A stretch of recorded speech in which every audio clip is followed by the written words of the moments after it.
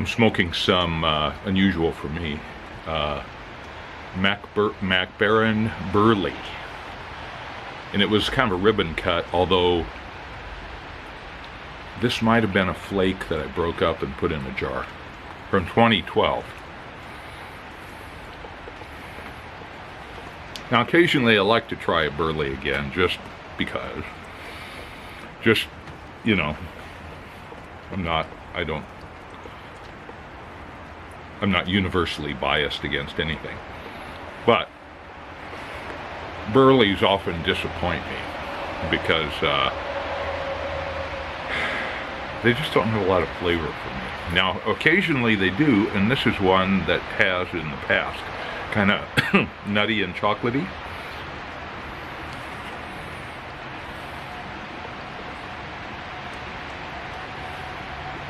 I'm smoking it in a BP Jum.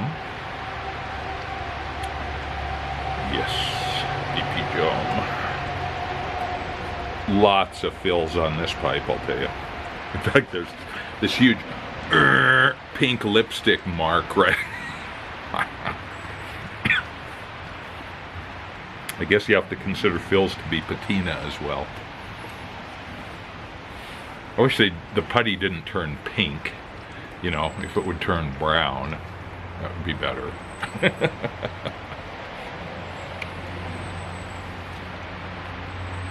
But this is a wide, shallow bowl.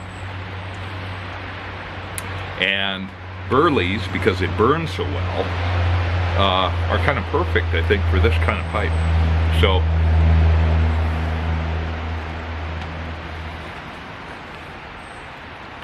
thus my choice on a moist midwinter's day in the Pacific Northwest, which is kind of typical. So when it's raining, it's pretty warm. You know, we're like mid-40s. Can't argue with that. It's just rain. It's just water, you know. If you get a little wet, you'll dry out, you know. You wash your clothes, why not just get them wet in the meantime? I mean, justifications. So I have here, you know, we talked about the Clayton Mac Bigfoot story, so I read his next story, which was on, for lack of a better term, the sea monster that he saw in Weekeno Lake, upriver from Rivers Inlet, which is just above the north end of Vancouver Island on the mainland side. So, and this was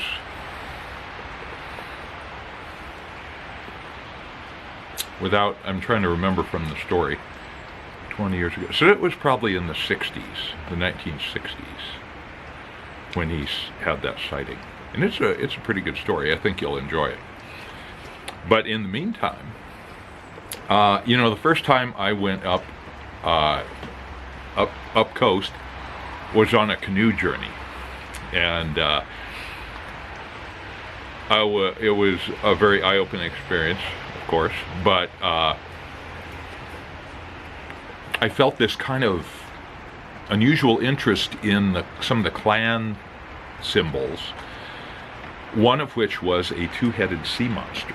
It's called Sisyolf the Sea Monster.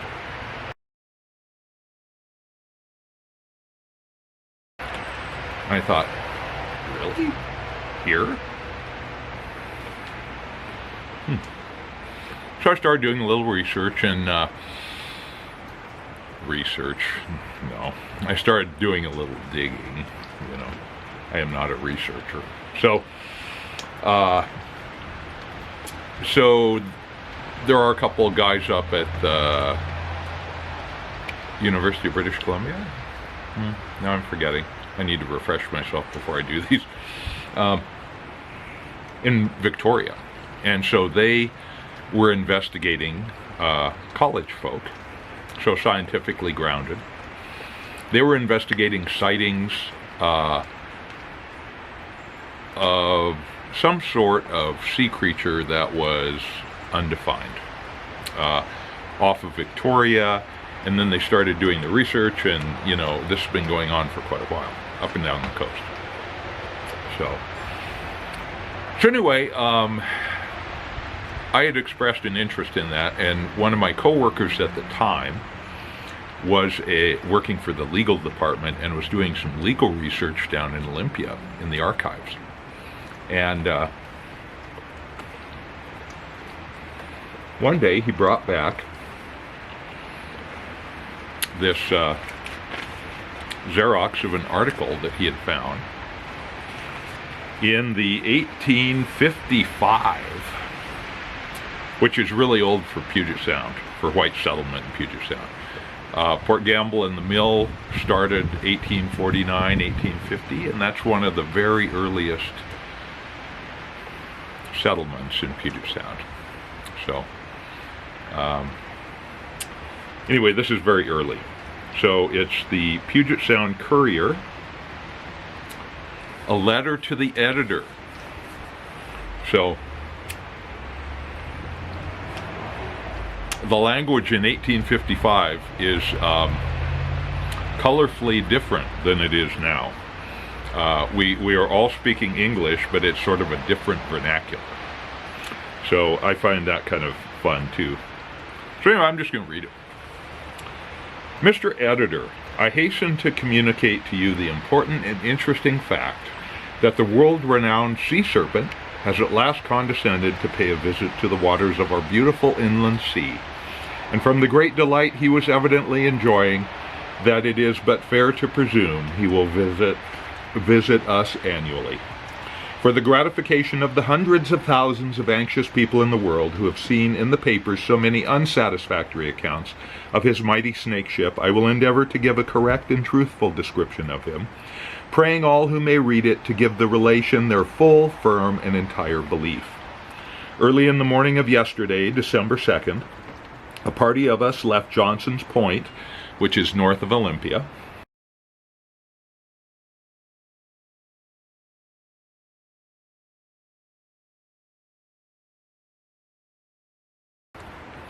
in Puget Sound, South Puget Sound, so-called, where we had camped the night before on our way from Olympia to pass down the sound, quote-unquote. We had just fairly got started, some 200 yards perhaps from the shore, when I, who was steering the boat, noticed a sudden and unusual commotion in the water in the direction of Devil's Head, which is just a bluff there. A high bluff bank, so-called, and directly in our track. Pretty soon the flurry was over and the water subsided into a calm. For a moment I supposed that there was a shoal of killers, quote-unquote, killer whales, gamboling, which being a common occurrence I took no further notice of. Looking again in the same direction, however, I saw at intervals of some 10 feet apparently 4 round, dark-looking spots, somewhat resembling buoys, upon the water. This awakened some curiosity in my mind, and I gazed upon the phenomenon intensely. But when I saw, as I did a moment after, an object of startling appearance rise gradually from the water to the height of 15 feet, seeming to connect with the dark spots on the surface, my amazement was complete, and I immediately directed the attention of those who were with me in the boat, Ramsay, Turnbull, Clough, and Shawnet, to the singular-looking object and asked their opinion of it. They immediately ceased rowing, rowing up Puget Sound, 1855. They immediately ceased rowing and looked in the direction indicated by me anxiously and earnestly for some minutes, when the truth as to its real nature seemed to break upon our minds simultaneously, and we all exclaimed at once, "It's the sea serpent! It's the sea serpent!" Ah, then it would have done you good and made the cockles of your heart beat with joy, quote-unquote, to see how 4 white ash oars were made to bend and spring under the vigorous strokes of as many athletic young men, creating a miniature waterfall under the bow of our sweet little craft. "Give way strong, my lads, give way strong," was the cheering word frequently given, and they did give way strong, for in 15 minutes we had accomplished a distance that ordinarily takes 45, and had reached the spot, as near as we could judge, where we had seen his royal snake ship. We then lay upon our oars and looked about us in all directions for a nearer and better view of the distinguished stranger. Not long was we doomed to look in vain, for within 5 minutes from the time we ceased pulling, the monster again rose to the surface on our starboard bow and within 30 yards of us. If we were surprised before, when seeing him from a distance, we now were perfectly amazed and so badly frightened withal that there was not one in the party who did not send up an involuntary and sincere prayer to heaven for a safe delivery from the neighborhood of so hideous and dangerous-looking a customer.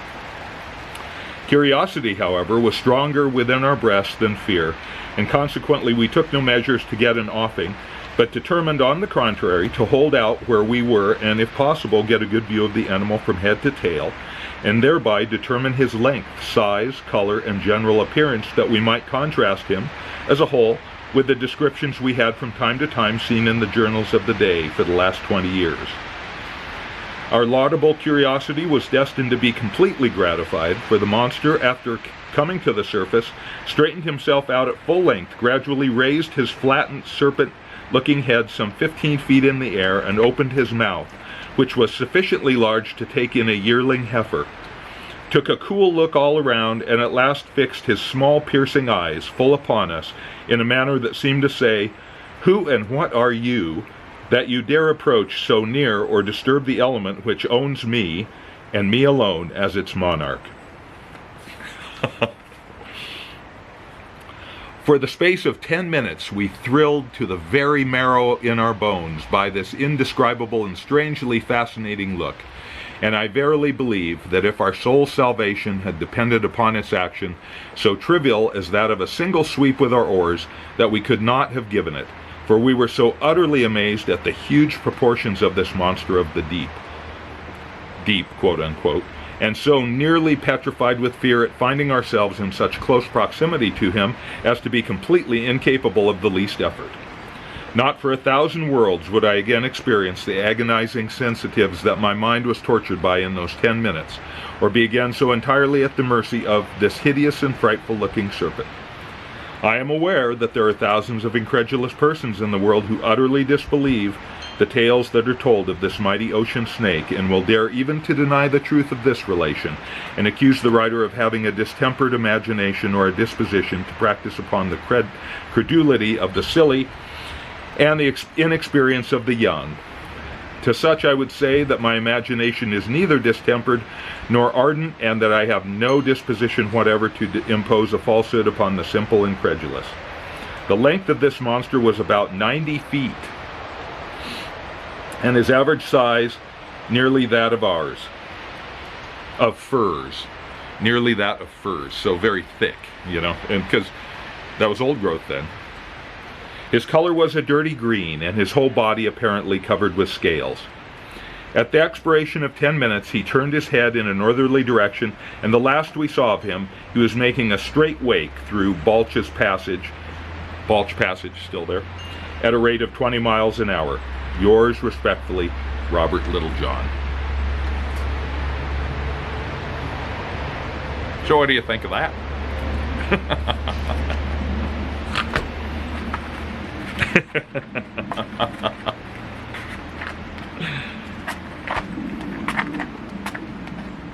Oh, come on. I know it's wet out, but Jesus. Wooden matches won't light, that's something.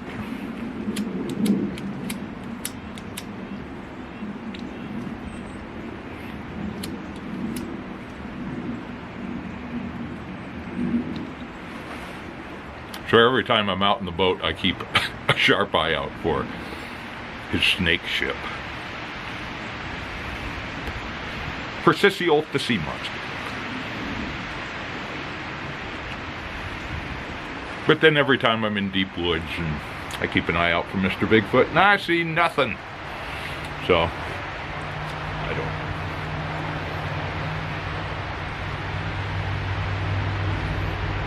don't. Anyway. Grist for the mill. Some people want to believe, others just as much don't want to believe. You know, was he creating a sensational story? I don't know, there were witnesses in the boat. There are certainly lots of other stories in Puget Sound and the Salish Sea and beyond, up and down this coast. So I don't know. You know, remember the coelacanth was that sort of bony prehistoric fish that was discovered in the 1930s between Madagascar and Africa in the Mozambique Channel, I believe. So they had pulled some up in years past, but there was no refrigeration.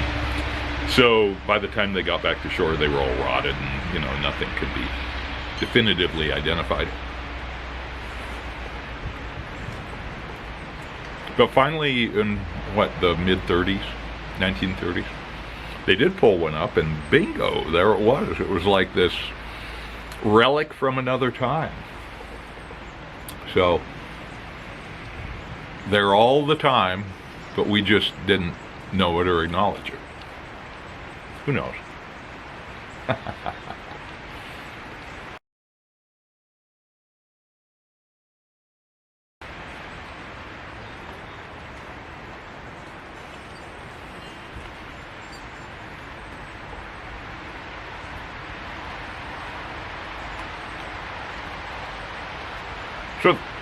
So this Burley burns well. It doesn't have a whole lot of flavor for me. And even the chocolatey, nutty flavor I remember from the past isn't really there. It's and it has a lot of nicotine too, which I don't like. But it burns really well, and it's going to town here. These wide bowls are just like, oh my gosh, they're hard to maintain a good even burn. So that's where the finger tamp is excellent, because you can feel where the unburned stuff is, and it's never hot enough to really hurt you. It just gives you so much more feedback than just a tamper does. So I am a committed finger tamper.